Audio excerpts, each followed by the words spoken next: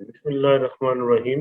हमारा आज का मौजू है रोज़ा और तंदुरुस्ती, और हम तिब्ब नबवी को रिलेट कर रहे हैं मॉडर्न मेडिकल साइंसेस के साथ। अगर रोज़े और तंदुरुस्ती को देखा जाए तो बहुत से लोगों का ये ख्याल होता है कि शायद रोज़ा रखने से हमें बहुत सी कमज़ोरी हो जाएगी, और हम इस कमज़ोरी की वजह से कोई बीमारियों का शिकार हो सकते हैं, या हमें इससे नुकसानात हो सकते हैं। तो ये तासुर बिल्कुल गलत है, बल्कि जो रोज़ा है, जो फास्टिंग है, ये हमारी सेहत को मजमूई तौर पे बेहतर बनाती है, और हमारी ज़िंदगी को प्रोलॉन्ग करती है, उसको एक्सटेंड करती है, हमारे एजिंग फैक्टर्स के ऊपर इफ़ेक्ट करती है। और इसी तरह जो सेल्स हैं, उनकी लाइफ भी हार्मोन्स के फंक्शंस को ठीक करते हुए ये ठीक करती चली जाती है।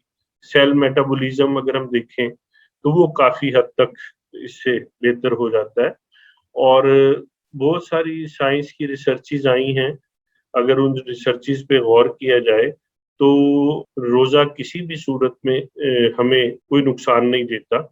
बहुत सारी बीमारियाँ जैसे कि दिल की बीमारियाँ हैं, डायबिटीज़ मेलाइटस है, जिसको शुगर की बीमारी कहते हैं, कैंसर है, और बुढ़ापे जैसी बीमारियाँ जो हैं, इन पे रोज़े के मुस्बत असरात हैं।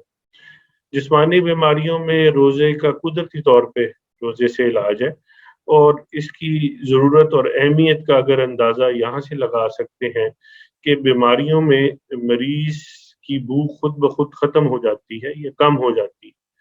अगर आपने ये देखा हो कि हैवानात भी जब बीमार हो जाते हैं तो वो खाना-पीना छोड़ देते हैं, इसलिए कि रोज़ा कुदरती तौर पे बीमारी का इलाज है।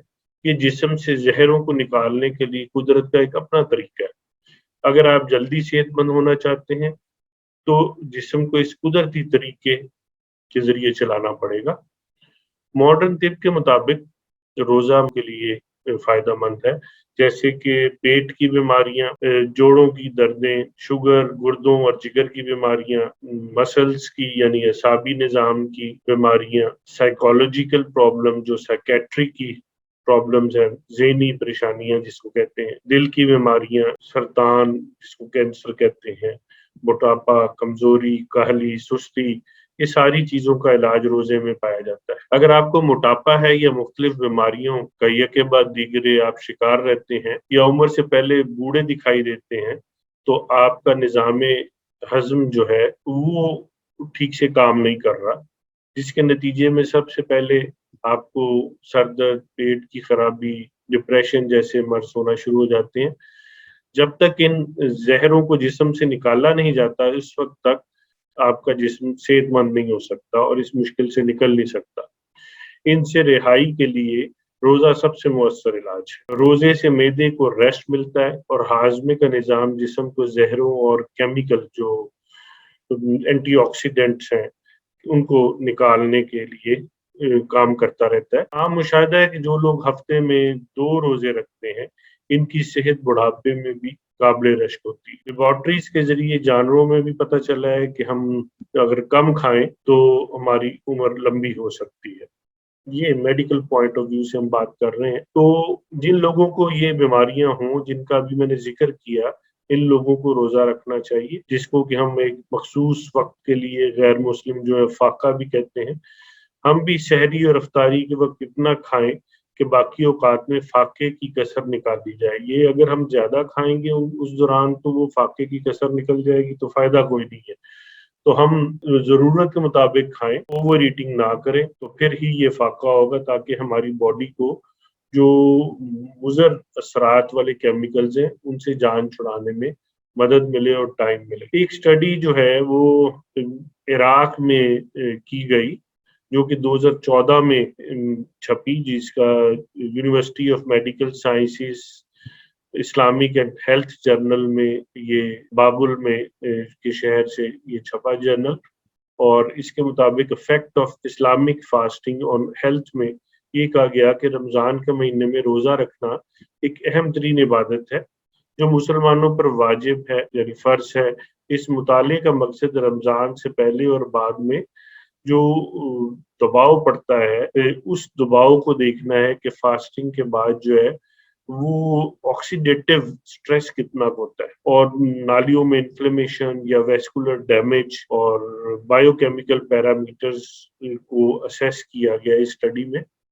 और इसमें वो जो पेशेंट शामिल किए गए वॉलंटियर्स वो 30 से 65 साल उम्र के थे और उनमें ये देखा गया कि किसी की स्मोकिंग की हिस्ट्री ना हो, कोई क्रॉनिक पुरानी उनको डिजीज ना हो और उनके सीरम एमडीए जो मेलोनो डायलाडाइड्स जो कि एक इंडेक्स है ऑक्सीडेटिव स्ट्रेस का और सीरम एमिलॉइड ए जो है उसको देखा गया जो कि मार्कर है इन्फ्लेमेशन का।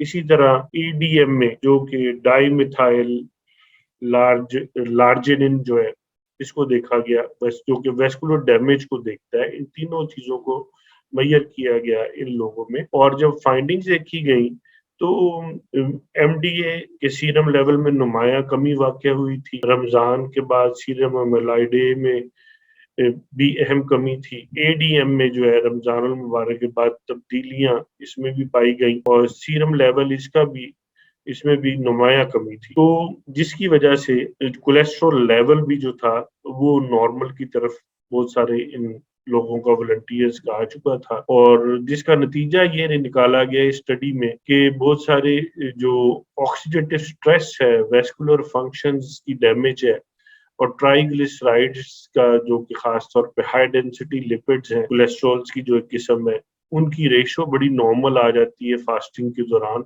इसकी वजह से फास्टिंग जो है खास तौर पे इंटरमिटेंट फास्टिंग जो है वो बड़ी मदद देती है और हम क्योंकि 12 से 14 घंटे रोजा रखते हैं तो ये इंटरमिटेंट फास्टिंग के ही जुमरे में आ जाता है। तो अल्लाह ताला हमें रोजा रखने की तौफीक अता फरमाए, ये हमें बीमारियों से बचाएगा, हमें सेहत देगा और एज अ मुस्लिम हमें सवाब भी मिलेगा इंशाअल्लाह ताला। Thank you very much.